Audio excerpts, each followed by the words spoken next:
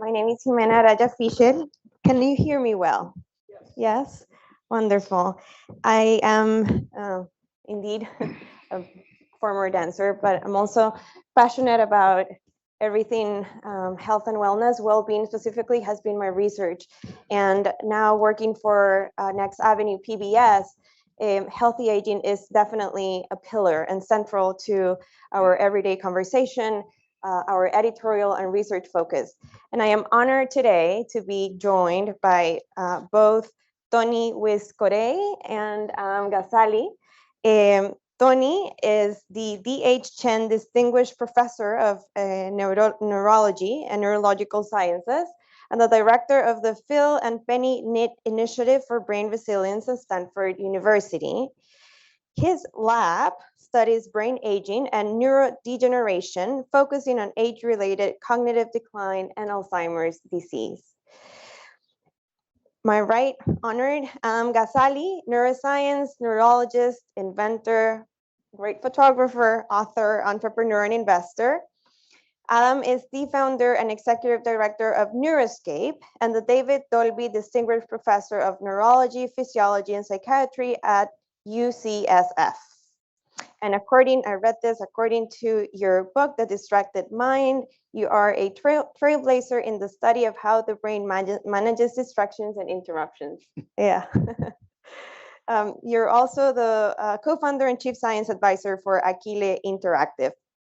And I would like to go into those in just a moment.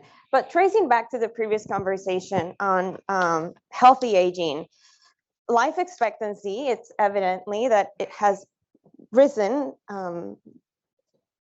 substantially, specifically within the last decade, I would say. I mean, advances in both medicine and healthcare have allowed this, but parallel to this, there's also been the often frequent, ever ubiquitous degenerative changes that happen in both the body and the brain.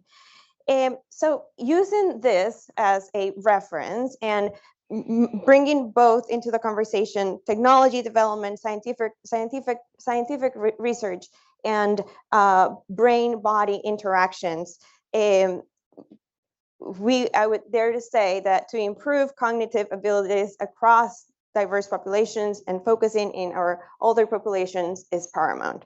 So I would like to ask both of you, Tony and Adam, what is new? What is informing the path and when it comes to brain health, our older population, and life expectancy?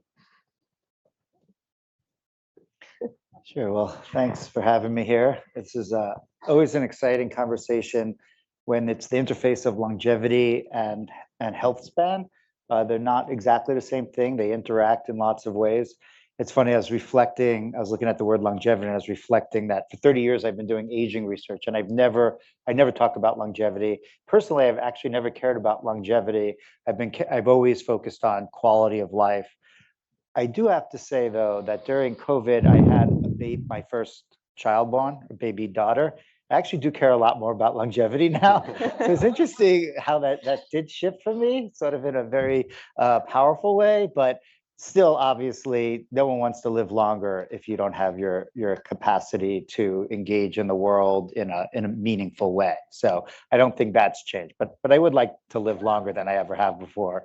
When it comes to the mind and all these amazing capabilities that we have, how we pay attention and how we remember, how we perceive, how we make decisions, and how we feel emotions and empathy and compassion, I've come to believe that we're suffering globally in these domains, and that our future on this planet really depends on us having not just more information about things like climate change, but actually the mental capacity to be able to deal with such time-delayed, really thorny problems like that. And I think with the older brain, it's even more relevant that people want to be engaged throughout their lives in the things that matter to them when they were younger. We know this whole concept of retirement, sit on the couch, do nothing, has just disappeared, basically. And I think it's good that it has. Our brain doesn't really respond well to that type of passivity. Just to give a short comment about my interest, is how can we improve our function by harnessing our brain's plasticity? And that's the ability of our brain to modify itself at every level in response, usually in response to the environment and experience. It can be also in response to damage in terms of repair. But we know that plasticity is the basis of all learning. For a long time, we thought that plasticity essentially ended after these critical stages of development where they're quite robust. But now we know that's not true, that plasticity is there throughout our lifespan and always has gives us new opportunities to learn and to grow. And so my interest has been, how do we target plasticity processes directly? And I've been very interested in using technology to do that, to create very powerful experiences, hopefully enjoyable, engaging experiences, one that you like to participate in. And then through careful research showing that we can improve these things that decline with aging, like our attention, our ability to resist distraction, but other things as well, like how we manage our stress, and how we might even feel joy and empathy for others. So I think this is a really exciting time for aging research, where maybe the shift from looking for this magic brain pill, as I like to think of it. I mean, I hope someone finds that magic brain pill, but we have not found it. You're probably aware of that. I hope we do. But in the meanwhile, I think that there was a little bit of neglected effort into understanding how we could stimulate our brains in a really powerful way. And so that's what I think is a very exciting horizon. I think it's also really very very interesting use of technology, which has often challenged us. As you heard, I wrote a book called The Distracted Mind. Now I sort of turn that story around and think about how we can leverage all this amazing technology that's accessible and affordable. It's globally available as tools to help stimulate our brains and to keep our minds healthier as we age. Yeah, I got, can you hear me? Yeah. I got interested in aging and aging research due to, as a result of my interest in neurodegeneration and Alzheimer's disease. And clearly, age is a key risk factor for many neurodegenerative diseases, and in particular for this cognitive decline that leads often then to Alzheimer's disease. And I think similar to Adam, I was never interested in really prolonging life, but increase the quality of life. And what's been remarkable in this field, as I got more and more exposed to the aging research that is being conducted from little worms to studies in rodents, in monkeys sometimes, but also in humans increasingly, is that there has been a dramatic shift in just thinking about interfering in the aging process itself. So you all know the pictures of the fountain of youth and sort of this dream that I think the first humans probably thought when they got at an age that Adam just mentioned, where you see sort of, oh, how long do I still want to live? The idea that maybe there's something magic that will give me extra lifespan. And I think this concept was really sort of just an idea for the longest time, but studies in rodents in particular clearly show now that we can slow down or even reverse the aging process with multiple different interventions. And I think that's going to produce a revolution and is something certainly for this community here to start to think about. How are we going to deal with this if we all of a sudden can extend lifespan by 10 years or 20 years? Who will get access to these? And we probably will talk more about this, but just the reality that in these models that we have, in multiple models, again, it is possible to slow down or reverse the aging process. And you can rejuvenate not just the brain, but multiple other tissues. And we can talk a little bit about what type of interventions people have developed. But from my perspective, I want to apply these to really try to facilitate that we can live healthy and with cognitive function intact until we have to leave this planet. And I think that needs to be the first application of this new science that we're developing. Thank you, Tony. I would like to zoom into this approaches when considering both the molecular. I just came back from Costa Rica and my Spanish still ingrained. Molecular and cellular mechanisms of aging. And again, knowing that, yes, the process of aging can be reversed or slowed. What are some of those genetic pharmacological optimization tools that are leading the way to this conversation of aging? Yeah, so I think some of the first, so people first started to ask, what are sort of molecular biological pathways that underlie the aging process across different species?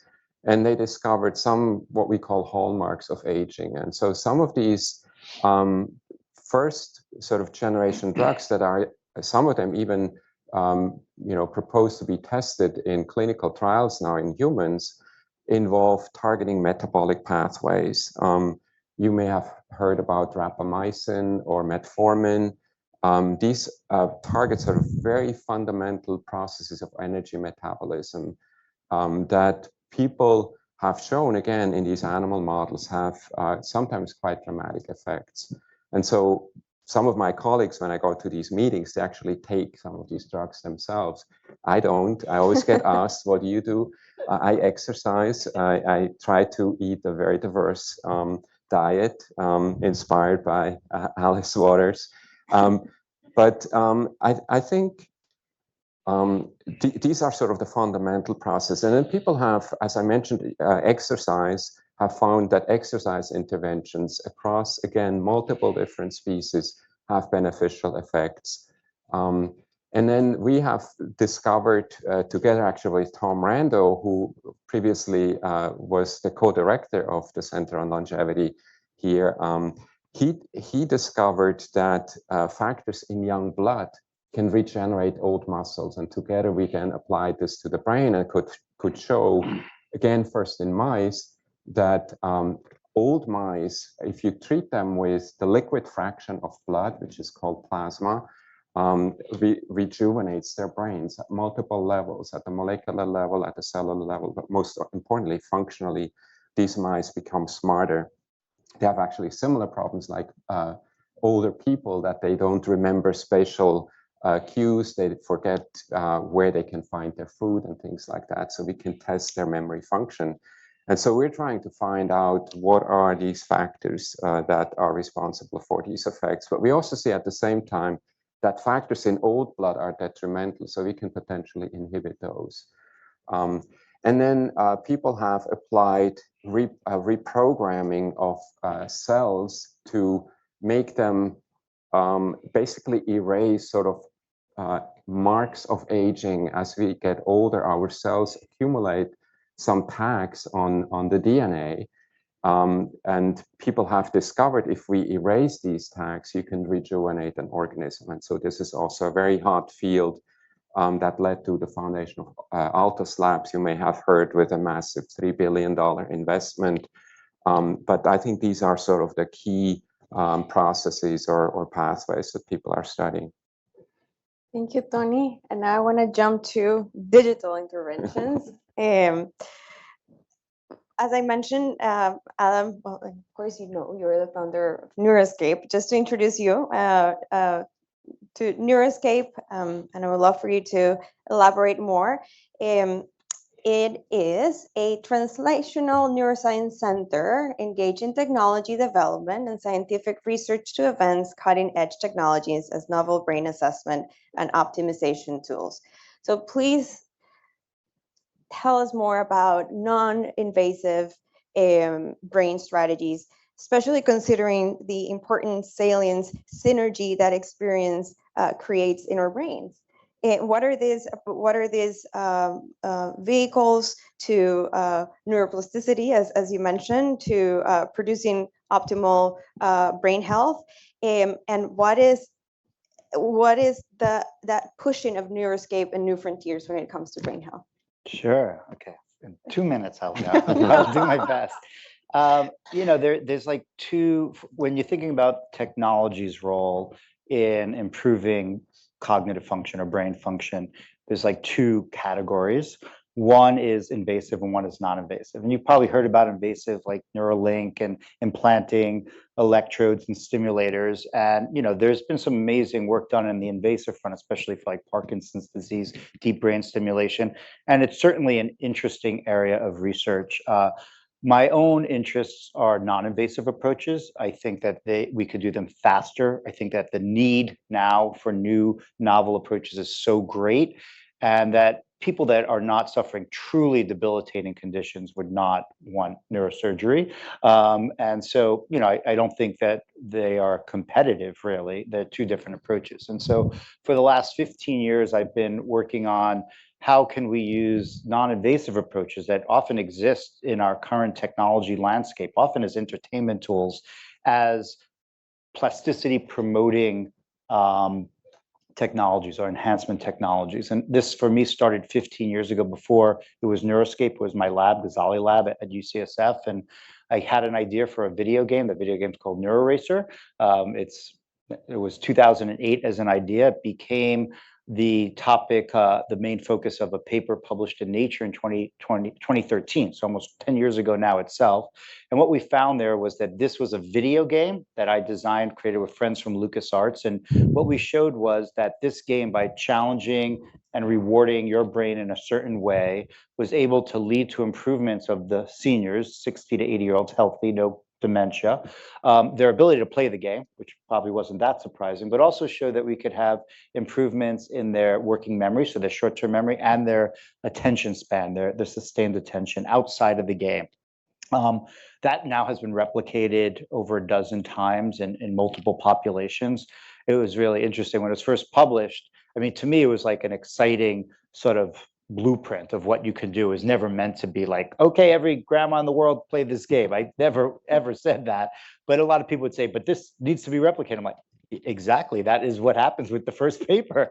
But now it has been replicated probably, like, I think close to 20 times in multiple populations. And although our focus here is on aging, it is relevant that game became the basis of a company called Achille Interactive that's now over a decade old. I'm a co-founder of that company. And over the last decade, that same game has been built into a way better game called EndeavorRx, using the same principles, the same mechanics of the game, but way better art, music, story, interactivity. Now has been through over 15 different clinical trials, including a phase 3 trial that led during COVID in 2020 to its approval by the FDA as a medical device to treat inattention in children with ADHD. So that's the first video game ever approved by the FDA. It was super exciting because it took a decade to get there. It feels like an overnight success story that people have just heard about it, but it was a long path. But we now have a competitor for ADHD from Adderall, from stimulants, with a video game. And that game is currently now prescribed to kids in every state in this country. You could prescribe it, any physician can prescribe it. So that's happening right now. But that same game actually started as an intervention to improve attention in older adults. It's agnostic in who it improves attention in. At least that's what our data suggests. We have data from depression, multiple sclerosis, lupus, autism.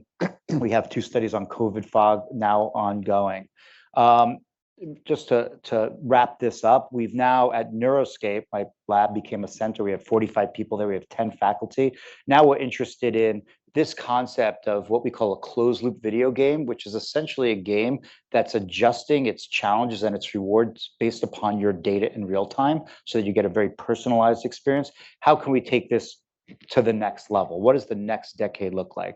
And so we have research using virtual reality, other sensory immersive technologies, including scent and touch, research involving solutions that are not just targeting attention, but in targeting memory, stress regulation, and even empathy and compassion, as I mentioned before. And one of the last things that I want to tell you about, it's not that we've invented this field. I like to think of this as experiences as medicine. Experiences as medicine has been around for thousands of years. Meditation and mindfulness being like a classic example of that. This is sort of a technology-enabled experiential medicine.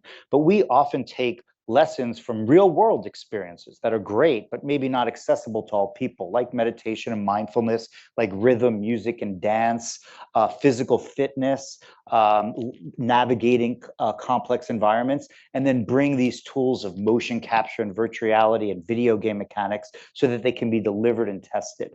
And so over the last couple of years, we've had over 7 papers that we've been working on over this last decade showing that meditation, music, rhythm, as well as physical fitness can have benefits delivered in this way to seniors. So I think we're like at a new frontier of repurposing technology that has often distracted people, maybe actually degraded emotional well-being, to tools that can really help people. And older adults are really our main target right now. And I think it's just a really exciting time. Thank you. Let me just answer my question. I was gonna. It's going to try to answer all the rest of the questions. Okay. Then it would be fair to say that experiential medicine is a part of the new frontiers of brain health and will be a part of it, and hopefully a continuing developing field. No. Yeah, I think so. You know, experiential medicine, I bought the domain experientialmedicine.com just to show you that it's not really it wasn't really a thing a couple of years ago, which I was really surprised about because experiential learning has like a massive Wikipedia entry, and they're essentially the same thing. Also, it's like experiential medicine has been around for thousands of years. The idea of experience being used as medicine seems like it should be a term, but it really hasn't been. And I think that it is a new frontier, or at least being reimagined. Many of the experiences as medicine have sort of, I would say, been marginalized as alternative and not mainstream medicine. You know, maybe around here in the Bay Area, they're really popular, but not everywhere. And that is going to change, I believe. And it's a very sort of interesting maybe footnote in history that technology may be a gateway to bring in some of these really ancient experiences and make them accessible to people in ways that they have not had access to. So I do think experiential medicine, I believe, I hope, I mean, it's everything that I focus on and hundreds of people that I work with across many different companies and Neuroscape will be an area that gets as much attention as molecular approaches have in the past. And before I ask you, Tony, as a communications researcher, I go back to Marshall McLuhan often. He had a quote that stayed with me, and it applies almost in every field, considering the parasol that communication is, that we are technology is an extension of ourselves. I mean, we're constantly evolving, and that is technology. So, I mean, human beings since the very beginning have made use of both inner and outer technologies, and inner being the meditation, whatnot, and outer, all the different resources and tools that we have, even culture. But my question to both of you, and I would love to hear you, Tony, first. Then how, considering that technology is ever present, ever evolving, how can we then live with it in a more harmonioso, more harmonious world? Yeah, that's probably a question a little bit outside my expertise, but I think science has shown that we can discover breakthroughs, and as a society we have to decide how we use them, and I think that's happening here as well. The technologies that we have developed over the past 10 years or so allow us to actually starting to put molecular signatures to what Adam has described. So many of we know that if people are depressed, their immune system is not functioning well. So our body really responds as a whole to the state of our mind, and vice versa. If an organ is not functioning well, it projects back on the brain. And so there is this communication within our body, and we are actually trying to use these advanced technologies to really understand at the molecular level what are the signatures that are associated with that? What goes wrong, and could we potentially change that back? But to the question of how are we going to become sort of aligned or harmonious with technology, I think it's a constant struggle for humanity that we have as a society. We have to keep discussing, and as scientists, we have to explain in lay terms what we're actually doing, so that we can understand, that everybody can understand what does this mean. And as a society, we have to decide what to do with it. I'm not sure that answered your question. No, absolutely. No, it made me think. So going real quick to this brain-body connection, the interoception, that is itself a technology, and it's constantly looking for ways to optimize it. Same way that we as human beings, as part of a society, and the universe as a total, same type of technology and optimization that we're seeking, no? Mm-hmm. Yeah, yeah, no, I think so. Okay, so yes, good answer. Thank you, Tony. I have a very similar answer. I think we are very quick to glorify and demonize things as our species, right? I mean, drugs is a perfect example of that, right? There are life-saving medicines that we put on these pedestals, and then there's the other drugs, the bad drugs. So there's good drugs. I remember being so confused growing up that there were good drugs and bad drugs, and how'd you really know? And it seemed like, even when I was young, it seemed sort of blurry. And it's like that for everything, right? Everything cuts both ways. And I've seen this play out with technology, that technology feels bad now, right? Because it's associated with so many concerns about privacy and emotional challenges for our children. I get it. I mean, and it's all true, and also all not true, right? I mean, it's always yin yang, and it's really, to me, about the intentions that you create your tools and the thoughtfulness that you apply early on. I think we've made some really big mistakes in thinking that information technologies were not potentially dangerous. I think when we were developing nuclear weapons and nuclear energy, I mean, again, it goes both ways. We sort of knew, like, ooh, this is really probably dangerous. But I feel like when the internet, and then the socialization, social media, and all these things happen, I don't know how deep the conversations were of, could this be bad? It's sort of, now I don't necessarily say that there was ill will. I mean, there's a lot of thoughts about all of this that I don't want to dive into, but I think it's clear that we weren't very thoughtful about a lot of the technologies we created, maybe because we underestimated their negative impacts. And hopefully we have the lesson now that even information technology, which is non-invasive, can be very powerful and can also be very detrimental. So I think you need to be thoughtful. I think you need to be you have to have careful intentions when you start, and you need to do research always. And I don't just say that as a scientist. I mean, that is like how you know when things are going awry. You can't predict everything. That's okay. But you have to have a system in place to monitor your status quo. When it is going wrong, you need to know about it as early as possible. And I think that is the route that hopefully we're mature enough about as a global society to think about new technologies in that way, and that we can do better with our new technologies, because they're tools that could either harm us or benefit us. And I think a lot of it depends on those factors.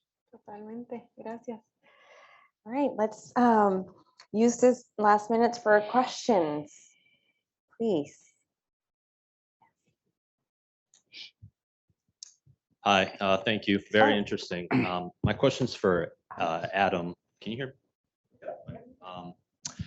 So I'm curious how Neuroscape is planning to encourage the adoption of non-invasive treatments, given the fierce attention for everyone's attention through TikTok, Instagram, Fox News, and other things, and how you think that would, the strategy for adoption might differ for implementing with young people versus older adults? Yeah, it's a great question. Our approach, especially with Achille, has been to target the clinical domain and the medical world.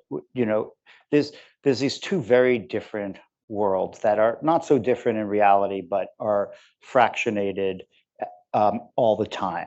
The different institutions, different regulatory, and one is like the consumer area, which includes things like health and like wellness, general wellness, but also like education sort of falls in there, and that it's not regulated in the same way as like clinical, medicine, healthcare, right? So like healthcare and education are like in very different areas in many ways, but they're very similar when it comes to the brain and the mind, and probably separating them is very artificial and probably causes more harm than good. But when you think about these new tools and how do you get them to people, you can't ignore the fact that this exists, right? I mean, there's regulatory agencies that focus on different areas, like the FDA only really regulates tools that have clinical indications, or else they just don't pay attention. I mean, there are other regulatory agencies like the FTC, which really regulates marketing to anyone. So when I talk to new companies or form new companies or are engaging with groups that I'm working with, we're always like, which of those two categories are you targeting? And the medical world has really been an interesting one because there's no real competition in this domain now. So we have a treatment for ADHD that's only real competition are stimulant drugs. So it's not easy. It's very, very hard to move a completely new treatment into the marketplace, but it has like a very clear demarcation from the current treatments. So that's why, and there's a tremendous need, I think, across all these conditions, from depression to dementia to autism and anxiety and on, for us to have these new tools. And so a lot of our efforts focus in the health domain, but everyone could use these tools, is what I really do believe. Who doesn't need better attention? I mean, everyone needs better attention. And so when you think about targeting these tools for consumers, it is really tricky because it is a noisy playing field. Like you just said, there's lots of competing similar sources of attention that are going to compete. And I don't know the answer to how to move these effectively. The only way that I could think of, again, probably because I'm a scientist, is data. So, there's a lot of snake oil out there, and we've been talking about this topic for a decade now, and it is confusing especially for consumers, at least in the medical world. Like, you have an FDA stamp. It doesn't mean everything, but there's been like a large study, a lot of really smart people have sat around the table for a couple of years and thought about it. That's at least a good gateway to know that some careful thought went into it. In the consumer world, it's just the Wild West. And so it's very hard to know, there's not necessarily a consumer reports for everything that you want to do. Like if you bought a new car, you could find out everything about this year's model, how it compares to others, but you don't always know that for things like supplements and technology supplements. And so I think, and I hope that the future way of differentiating will be data, and that we could impress upon everyone, not just patients, that data is really important when making decisions, given that you have a limited time and money to interact with things in the world. So at least that's how I think about it. I have a question for Tony. Thank you, both of you. I'm wondering, what are the invasive treatments that your friends are doing, and why are you not doing them? I think that's a great question. I think it comes down to what Adam just explained. I believe in science. I believe in testing interventions in a defined way that tell us this effect is most likely real, and it's not because somebody wants to sell you something. And so far, we have not tested any of the interventions that have proven to be effective in mice or in other animals in a human clinical control trial. There is a trial that is, I think, soon going to be started with metformin in healthy people to see over several years, are they going to have fewer age-related diseases? If something like that came online, maybe at some point, I might take it. I don't know yet. I haven't committed. I still believe in, just using sort of, the general tools that are out there that I can do now. That's exercise, diet, and then meditation or things like that, that really make you use your brain in a way, in a positive way. For what it's worth, I also do not take any invasive. I don't know if you care, but I figured I'd share. We're pretty Since we're getting boring. personal here. Pretty boring. Yeah, we're pretty boring, but I also exercise every day and eat probably similar diet. And I also pay attention to sleep a lot. It's really important. It's really hard with a baby in the house, but I try my best. And you know, and stress is an interesting concept and interesting topic because no stress is bad, right? Like if you had absolutely nothing putting pressure, like going back to that, just sitting on the couch and passively absorbing things, like your brain and body do not respond well to that. You do need some stress defined as like putting pressure on the system, but then there's a hopeless chronic stress that is very bad. So somewhere in there is like a happy amount of stimulation. And, you know, I think we're all trying to find that in our own way, but I agree, like living that type of life is sort of the best advice, at least that I take personally now. And maybe just to add on this, we haven't really talked about this, but this concept of resilience, you know, how do you respond to stress, and why can some people tolerate much more stress and actually they thrive on it? If we can understand that at a cognitive level and maybe at a molecular level, is there something special about people who are resilient to stress and then can live much longer, maybe as a consequence, a very healthy, I think that's a fascinating direction. Yeah. Well, unfortunately, I think we are almost out of time. Thank you so much, Tony and Adam. Thank you for joining me. Thank you. Just to wrap it up, I will say real quick that speaks then to our popular national slogan in Costa Rica, which is leading a pura vida lifestyle. So yeah, there you go. Thank you. Thank you. I love it.